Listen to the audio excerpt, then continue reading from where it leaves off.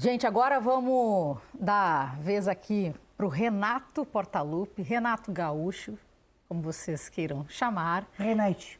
Renate? Pronto. Você quer chamar de Renate também está liberado. Em homenagem ao RR que chamava, era de Renate. Sim, né? saudoso RR. Grande, nosso amigo que temos saudade.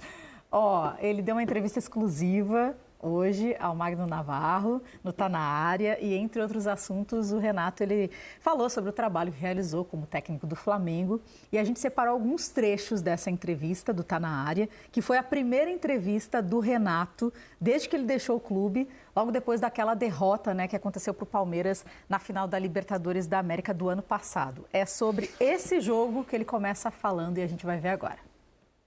Quem ganhasse era bom, quem não ganhasse não prestava. O Palmeiras, o Abel, foi campeão. O Abel foi bom, tinha que continuar no Palmeiras. Eu tinha que ser do Flamengo. Se eu, com o meu grupo, ganho a Libertadores, eu era o bom e o Abel não era bom. Aí eu pergunto, como que é esse tipo de pensamento? Você decide quem é bom e quem não é bom em 90 minutos? Quer dizer, fica difícil você trabalhar no Brasil. Nem todo treinador vai ganhar tudo. Tem treinador que vai ganhar, vai perder. Foi assim comigo no Grêmio, ganhei, perdi. E foi praticamente quase 5 anos de sucesso. Se fosse na Europa, o treinador estaria consagrado, ter conquistado esse vice-campeonato brasileiro, esse vice-campeonato da Libertadores. Pelo menos ganharia uma sequência. Pois é, ganharia uma sequência, tanto é que o aproveitamento no Flamengo foi de quase 74% de aproveitamento, com vários jogadores no departamento médico, a cada 3 dias uma decisão. Quer dizer, mas faz parte da cultura brasileira, eu já estou acostumado com isso, o importante é que eu estou com a minha consciência muito tranquila dos trabalhos que eu faço nos clubes. Independente do Flamengo, se ia me mandar embora ou não, quando terminou o jogo, eu entreguei o cargo, eu falei que eu ia sair. Eu já tinha me despedido dos jogadores no vestiário mesmo. E 3 ou 4 dias depois, nós tínhamos nossa reapresentação. Eu liguei para o Braide, para o Bruno, marquei uma reunião com eles e falei que, independente do que o Flamengo estava pensando, eu ia sair. E como eu saí mesmo. Mas eu não tenho queixa nenhuma. Eu fiquei muito feliz por ter treinado o Flamengo. Espero um dia voltar. Espero um dia voltar, até porque eu acredito que o trabalho foi muito bom. Infelizmente, nós não ganhamos nenhum título.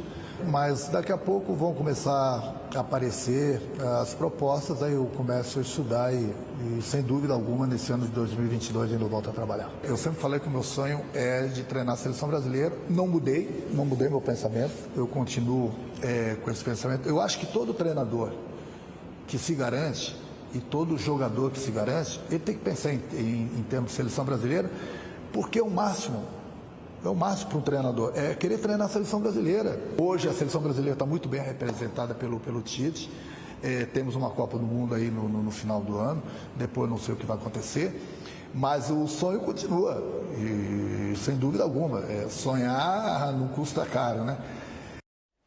Sonhar não custa caro, sonhar não custa nada, custa. Fiquei pensando nisso. Entrevista exclusiva, então, que ele deu ao Magno Navarro. A gente separou bons trechos aqui. Sim. Eu vi já o Mansur fazendo algumas anotações. Vou começar por você, Mansur, então. Eu achei curioso. Quando ele começa a falar sobre a questão da final da Libertadores, eu acho que ele toca num ponto, ele começa tocando num ponto importante sobre a maneira como a gente enxerga futebol. De fato, na semana do jogo, a gente tinha exatamente essa sensação. Quem perdesse a final saía condenado. Fosse ele, fosse o Abel. Eu não sei se o Abel ia perder o emprego, se ia ser o fim de linha do Abel, não tenho a capacidade de dizer isso. Mas quem saísse derrotado carregaria uma carga de responsabilidade, de peso, de pressão gigantesca, por causa de 90 minutos. Só que, por um lado, eu vejo uma pequena contradição na forma como ele defende o trabalho dele no Flamengo. Porque ele faz uma crítica a esse posicionamento resultadista, ou seja, quem perdesse a Libertadores estaria sendo muito criticado por causa de 90 minutos, e ao mesmo tempo ele defende o trabalho dele falando em 74% de aproveitamento. Ele defende com um argumento resultadista, quando na verdade a discussão deveria ser sobre o modelo de jogo, sobre qualidade de jogo, sobre o que se esperava daquele time e o que o time apresentou. E eu acho que o time tinha virtudes, mas também tinha defeitos estruturais. Eu fico até à vontade para falar, porque eu falava dos defeitos estruturais quando o Flamengo empilhou goleadas com o Renato. E, por outro lado, ele teve um trabalho também curto. A gente falava disso há pouco tempo.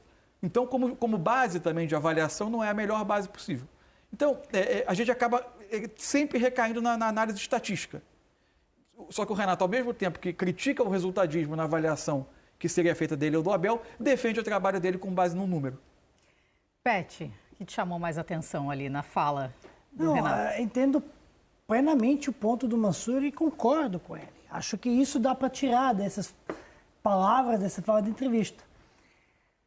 Mas aí tem umas ponderações. Quais são as ponderações? Renato se criou um clima antes de Libertadores, que levou a essa situação do Renato. Se perder, cai.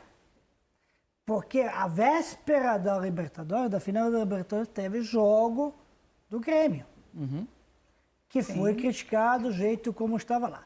E antes do jogo do Grêmio, uma semana antes, estava também sendo criticado. Aí ele recupera em 2 jogos, que pré-Grêmio, situações, e já volta o ambiente, fica bom. Contra o Grêmio, perde tudo de novo. E cria-se uma situação essa, que eu acho que mesmo concordo. Você não pode, que ele fala a palavra assim, em 90 minutos decidir quem é bom, quem é ruim técnico, quem ganha é bom, quem perde é ruim. Isso eu concordo plenamente. E, tá.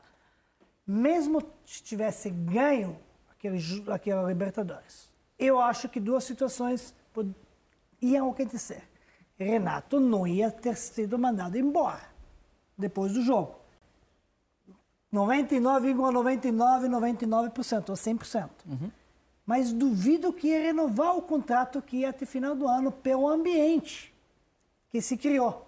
Duvido. Aí estou dizendo, renovação do contrato dele poderia ser, em questão, na minha opinião, ser 50-50 pelo conhecimento do ambiente e dos bastidores do Flamengo. Agora, se isso está certo, isso está errado, é outra questão, muito mais profunda para a gente analisar.